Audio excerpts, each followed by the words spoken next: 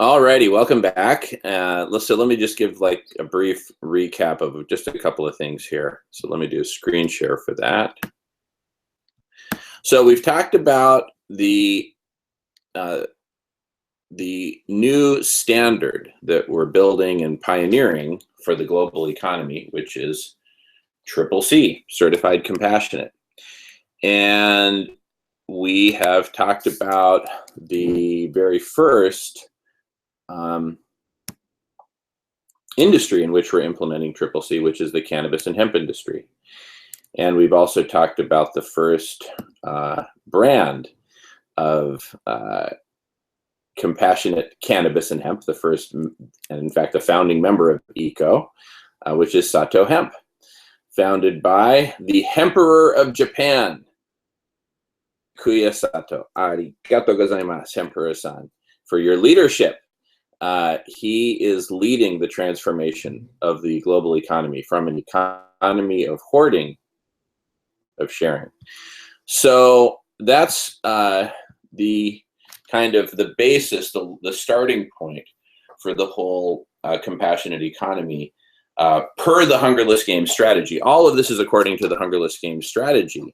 And that strategy also calls for making this a really big story, including but not limited to our own promotion of the story and telling of the story through our weekly documentary television series, The Emperor's New Clothes.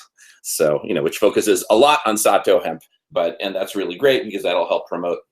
You see, as more and more people buy Sato, right, it becomes this wonderful conversation piece. It's like, hey, I heard about that, right? Yeah. Oh, let me see. Oh, compassion in fashion. Oh, that's made up. Ooh, wow. Let me feel it. And it's just like it's just made to go viral.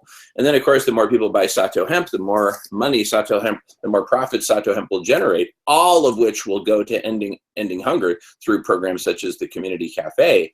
The more community cafes you have, the more that story builds, and then the more people hear about it, and then the more people buy Sato Hemp. And it just becomes this beautiful, virtuous cycle. But it doesn't end there, because it is opened up to all industries, not just the cannabis and hemp industry, but to give people a flavor of how we're expanding it.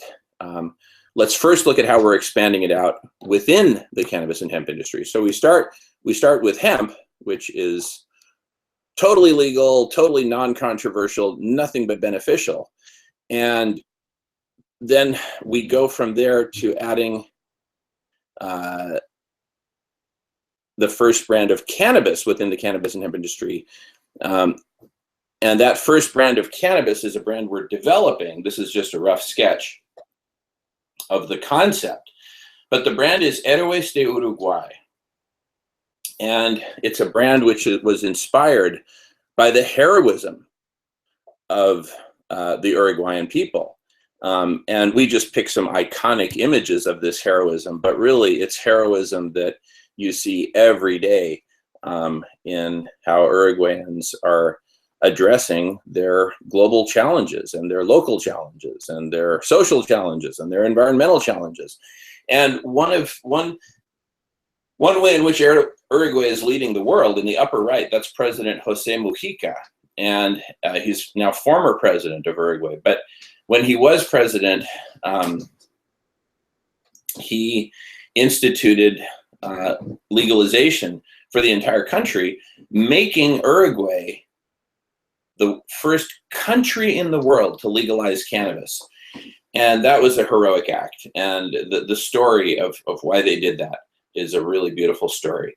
But he is a true hero, and he's like the Robin Hood of Uruguay. I mean, like, as president, his monthly salary was, I think, $12,000 a month. And he donated 90% of that salary to charity. And he still drove around his, beat up old, Datsun, and, lived on his tiny house on this small farm with his wife. I mean, he is just the most down-to-earth, normal guy. And so he was called the world's poorest president because he was only taking home like $1,200 per month, and, shopping at the local market and everything. I mean, just the most natural, down-to-earth guy you could possibly imagine. He is a true hero. And then you have, you know, the world famous heroes of the Andes from the 1972 plane crash in the Andes Mountains, where that is a beautiful story of heroism. And if you haven't seen the movie, I highly recommend the movie Alive. I think it's on Netflix. You can just stream it. And also the book upon which the movie was based by what is it, John Pierpont Morgan or something. Oh my goodness, I'm blanking on his exact name. But anyway, the book is called Alive, and it's about that whole thing. Anyway, wonderful, beautiful story. And if you watch, you actually have to get the DVD of Alive. I think it's like the 20th anniversary edition or something like that. And on the DVD, they have a documentary, an hour-long documentary of like 20 years later, and it's just amazing. It's just so powerful to hear their stories 20 years later.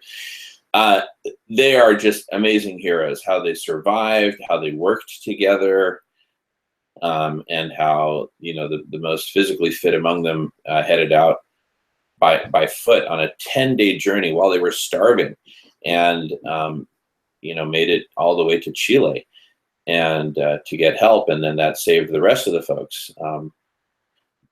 because they had been long sort of given up for dead officially by the governments in the region. So anyway, just an amazing story of heroism. And then of course the soccer team. Uruguay has more World Cup victories per capita than any other country. It's a relatively small country, both geographically and population-wise. But man, they are repeatedly on the world stage in soccer. They won the very first World Cup, for example. Anyway, so the brand Héroes de Uruguay honors these heroes, and it also honors the need that the world has right now for heroism. So, and it's also, of course, very, very, very controversial. You know, why, you know, you've got this beautiful concept of compassionate economy. Why would you want to taint it with cannabis? You know, that kind of controversy. Well, bring on the questions, because we've got great answers for you.